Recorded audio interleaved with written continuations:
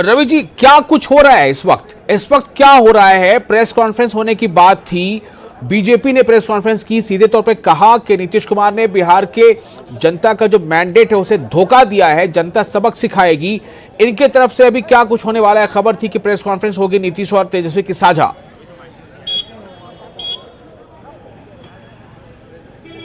देखिए, अभी तस्वीरों के जरिए हम आपको बताते हैं कि अभी बीजेपी ने जो प्रेस कॉन्फ्रेंस करी है, और जो स्वाभाविक भी था कि प्रेस कॉन्फ्रेंस करने के बाद जिस ढंग से नीतीश कुमार पर आरोप लगाए हैं, उसके बाद अभी यहाँ पे जो हलचल आप देख रहे हैं, ये मुख्यमंत्री नीतीश कुमार के एक अन्य मार्ग और राजभवन के बीच का है।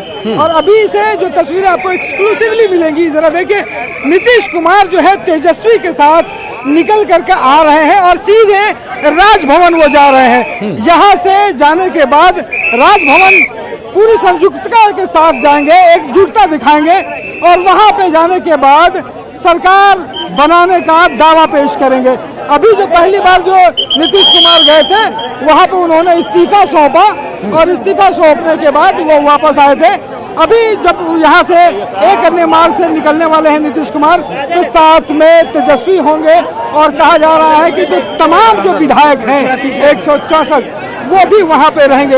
और इन तस्वीरों को जरा देखिए, नीतीश कुमार जो है वो वहाँ से निकल रहे हैं अपने एक अन्य मार्ग से और सीधे राजभवन में प्रवेश कर रहे हैं। तो यहाँ पे नीतीश कुमार देखिए हाथ में हाथ जोड़े हुए अभिनंदन कर रहे हैं। और ये तस्वीर जरा ये खास इस मायने में है कि एक गाड़ी में आगे की सीट पर ललन सिंह जो है, जो राष्ट्रीय अध्यक्ष हैं जदयू के, वो बैठे हुए थे, और पीछे की सीट पर नीतीश कुमार और तेजस्वी यादव एक ही गाड़ी में, और सीधा ये पहुंच रहे हैं राजभवन। और राजभवन पहुंचने के बाद वहां पे अपना दावा पेश करेंगे और वो समय मांगेंगे। तो ये पूरी जो हलचल है वो आपको यहाँ पे दिखाई पड़ रही है।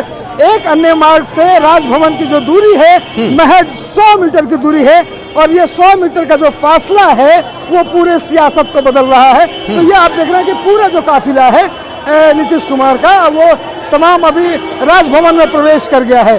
और यहाँ पे जाकर के राज्यपाल से मुलाकात होगी, वहाँ पे तमाम लोग समर्थन पत्र सौंप कर अपना दावा पेश करेंगे। और ये देखने वाली बात होगी कि उनको पेश करने के लिए कब का समय दिया जाता है, या राज्यपाल जो है आगे क्या बात कहते हैं। तो ये कुछ ही देर में पता चलेगा। जी रवि, एक और सवाल यहाँ पर अहम है कि ये अब जो जा रहे हैं, मतलब पहले इस्तीफा सौंपने गए थे, फिर अब जा रहे हैं दूसरी बार मुलाकात कर रहे हैं, लेकिन क्या ये भी खबर बीच में आई थी कि बराबर नीतीश कुमार ने 160 या फिर 164 विधायकों का समर्थन पत्र सौंप दिया है गवर्नर को? तो क्या वो पहले सौंपा नहीं था, अब सौंपेंगे?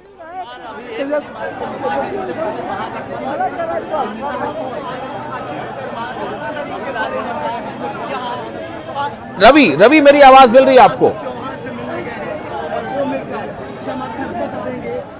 तो इस वक्त आप ये जो नजारा देख रहे हैं, काफी ज्यादा भीड़ भाड़ है, मतलब जो आवाम है, जो पार्टी के समर्थक हैं, वो काफी ज्यादा भीड़ वहां इकट्ठा है गवर्नर हाउस के बाहर, और एक उनमें मतलब वो नारेबाजी कर रहे हैं।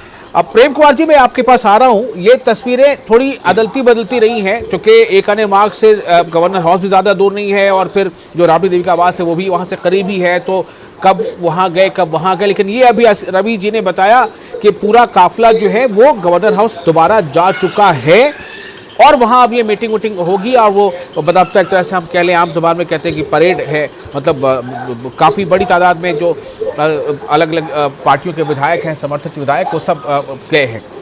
प्रेम कुमार जी, मेरा सवाल अब यहाँ से ये है कि आपने कहा कि इससे पहले कि राजनीति में जो हो गया सो वो हो गया होता है, और आगे देखा जाता है कि विकल्प क्या बचे हैं। तो मैं ये जानना चाहता हूँ कि क्या यहाँ से नीतीश कुमार का विकल्प, मतलब वो थोड़ा संकरा होता नजर आ रहा है, या नीतीश कुमार का विकल्प बड़ा होता नजर आ रहा है? चूंकि खबर इस तरह की आ रही है कि वो शपथ लेंगे शायद अगले ही दिन, यानी कल ही शपथ हो सकती है, और उसके बाद वो जल्द से जल्द दिल्ली के दौरा करने वाले हैं, और वो राहुल और सोनिया से मिलने वाले हैं।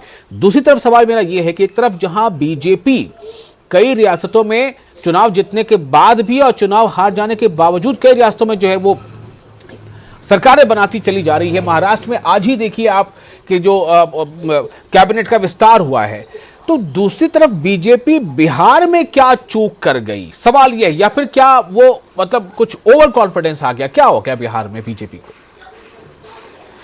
यहाँ देखिए विशाल जी, फर्क सिर्फ ये है कि यहाँ नीतीश है और वहाँ नीतीश नहीं है जी। महाराष्ट्र में उद्धव ठाकरे रहे, हाँ, जो कि सॉफ्ट नेतृत्व उनका माना गया। वो अपनी पार्टी के नेताओं से उनका कनेक्शन नहीं रहा, उनकी पार्टी एक के बाद एक निकलती चले गए विधायक और पार्टी कमजोर होती रही, ये स्थिति थी।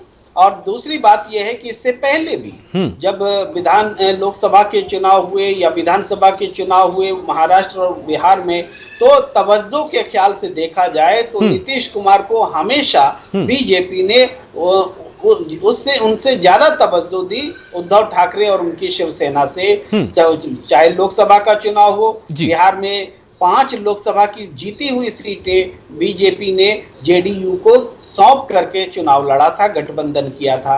इसके बाद यहाँ नीतीश कुमार के नेतृत्व को स्वीकार किया, लेकिन महाराष्ट्र में बीजेपी मुकर गई। तो हर हाल में हम देखें कि दो नेताओं के बीच जो तुलना है उसमें उद्धव ठाकरे पर नीतीश कुमार हमेशा माने उनसे अधिक वजनदार साबित हुए। जहां तक बीजेपी से रिलेशनशिप, बिल्कुल मैं आपसे ये जानना चाहता हूं कि बिहार में बीजेपी से चूक क्या हो गई, बिहार में क्या हो गया बीजेपी को? देखिए ये जो है बीजेपी से चूक नहीं हुई, बीजेपी थोड़ा एग्रेसिव तरीके से अपनी पार्टी के विस्तार में लगी रही। उनको लगा कि हमने मुख्यमंत्री नीतीश कुमार को बना दिया तो अब चाहे कुछ भी कर सकते हैं। तो इस हिसाब से अपनी पार्टी के विस्तार में वो लगे। जैसे उनको लगा जैसे हम पार्टी क्या नाम है, हिंदुस्तानी अवाम मोर्चा, जीतन राम मांझी जी, मैं उनकी बात नहीं कर रहा। मैं एक तो चिराग पासवान जी की पार्टी का उदाहरण देना चाहता हूं और दूसरा एक और वो जो सैनी जी की पार्टी थी, इंसाफ पार्टी, सन ऑफ मल्ला वाली जो पार्टी है, इंसाफ पार्टी, उनकी बात करें। दोनों पार्टियों का बीजेपी ने क्या हश्र कर दिया सबके सामने है। तो क्या वो जेडीयू को भी इसी तरीके से वो हश्र करना चाहती थी? ये आशंका में आ गए नीतीश कुमार, और बीजेपी ये विश्वास नहीं दिला पाई कि नहीं, हम सिर्फ आपको मुख्यमंत्री नहीं बना रहे हैं बल्कि आपके साथ आगे। बिल्कुल बिल्कुल, बहुत बहुत शुक्रिया प्रेम कुमार जी, बहुत शुक्रिया, आप समय इजाजत नहीं दे पा रहे हैं, बहुत शुक्रिया, आपने इस बारे में सारी बातें बताई हैं। और ये अपडेट है कि नीतीश कुमार, तेजस्वी यादव, जीतन राम मांझी और कांग्रेस के और लेफ्ट के भी कुछ लीडर्स राज्यपाल के पास पहुंचे हैं और समर्थन पत्र के साथ पहुंचे। 164 विधायकों का समर्थन पत्र उनके साथ है एमएलएस का। अब देखना यह है कि आगे और क्या कुछ होता है। पल पल की जानकारी और अपडेट के लिए आप बने रहे न्यूज़ 18 के साथ। मुझे दीजिए इजाजत, आदाब।